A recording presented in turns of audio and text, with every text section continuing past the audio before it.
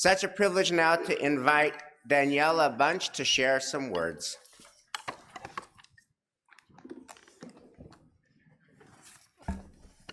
Shabbat Shalom.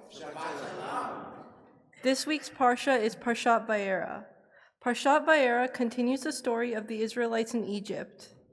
God reassures Moses that the Israelites would be free from slavery despite the Pharaoh's stubbornness. In Exodus 6:9, it says, "But when Moses told this to the Israelites, they would not listen to Moses. Their spirits were crushed by cruel bondage." The Israelites struggled through years of suffering and hardships and were struggling to believe in change, but their journey shows us that it takes time. Just because it is not immediate doesn't mean change isn't happening.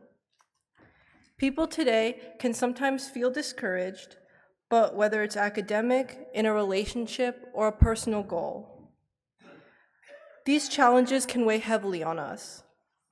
When stuck in difficulty, it's easy to get discouraged without immediate results. But we must remember that meaningful change happens gradually. Just like the Israelites struggled with doubt and frustration, we too have struggles in our lives. For example, I remember being cast in a show last year, Romeo and Juliet, and the Shakespeare language was really hard, but once the show came, it seemed to get better, and I felt really prepared. Parshat Vayera teaches us that change takes time and trust. Don't give up when progression seems slow.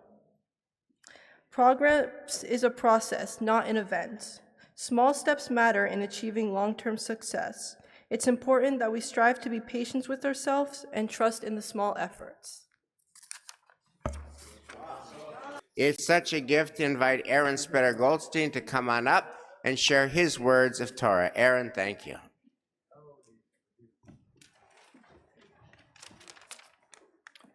Shabbat Shalom. Honestly, it's been a hectic week for me. In addition to processing the presidential upheaval that has likely distraught many of us, I've trudged through my final days as the managing editor of my school newspaper, scrambled to fix my grades before the high school semester ended, and dealt with conflict between my close friends.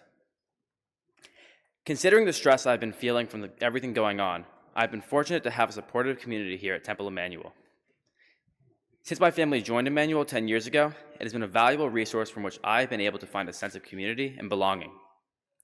Considering the increasing sense of isolation Americans have felt in recent years, it'll be worthwhile for all of us to take advantage of this valuable resource.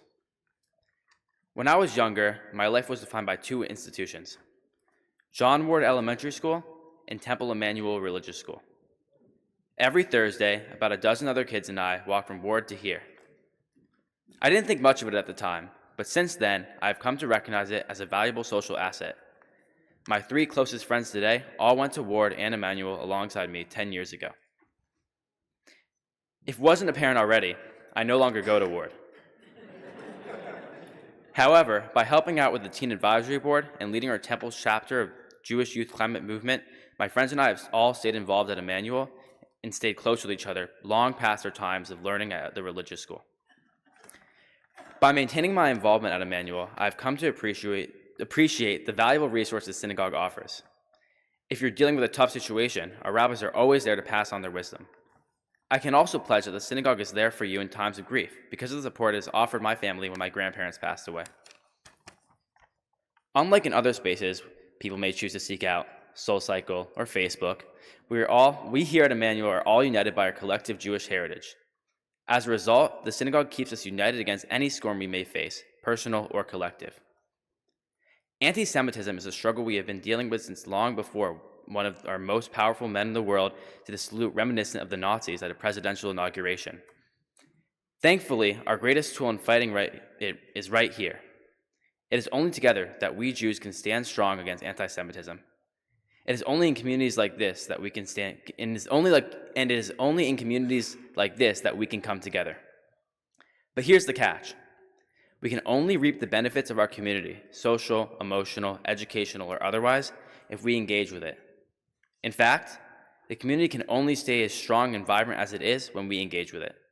So attend brotherhood or sisterhood events and send your kids to youth and teen programming. You can only get out what you put in. So if you want to receive the support you need and to preserve yourself, your tradition, and your peace of mind, then make sure to support our community here at Temple Emmanuel. Aaron Yeshkoach, thank you for those very powerful words. We're so delighted to invite Salome Lawrence to share her words of Torah. Here. Shabbat shalom. Oh, okay, sorry. Okay. On Rosh Hashanah, when I step into services each year, the other teenagers and I are asked about what the holiday means to us. I respond with a list of hopes and wishes for the new year, granted that the holiday almost always falls at the beginning of September or October. I feel grateful to get a chance separate from January 1st to reinvent myself and create new aspirations. Anytime I walk into Temple Emmanuel, I get an opportunity to determine my goals as a young Jewish adult, not only as an American school student. I get to learn the language of Hebrew alongside my peers, a journey which began when I was 13, celebrating my bat mitzvah, and continued with my group trip to Israel at 15 and my daily Duolingo at 17. All of this was accomplished with some of my closest friends beside me. That is what this community has meant to me, a chance to separate myself from the general way of life and embody myself in another persona that I share with so many others across the world. Temple Emmanuel has provided me with a community for a lifetime, which stretched from when I was 4 years old, starting preschool here, to now as a high school senior, joining with friends for monthly Shabbat dinners. The Teen Programming Board has provided me with an opportunity to still stay engaged at Temple with my busy schedule, with Shabbat celebrations, bonding activities such as latke making and hangouts in the youth lounge, all which instill in me the Jewish value of hakarat hatov, recognizing the good in life. Staying engaged with the team board has made me really appreciate being Jewish. Meeting with people that I can connect with on basically any topic that I wish to share helps me stay balanced and in control, and thankful for this space. Our shared history, whether it be from hundreds of years ago regarding our ancestry or simply a Hebrew school memory, can be accessed with a single joke, tradition, or conversation just waiting to unfold.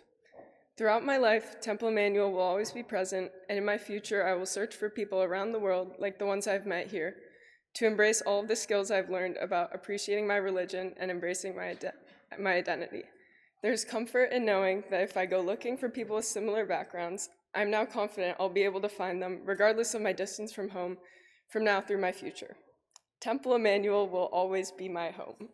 Thank you. Wow. Wow. Salome, thank you.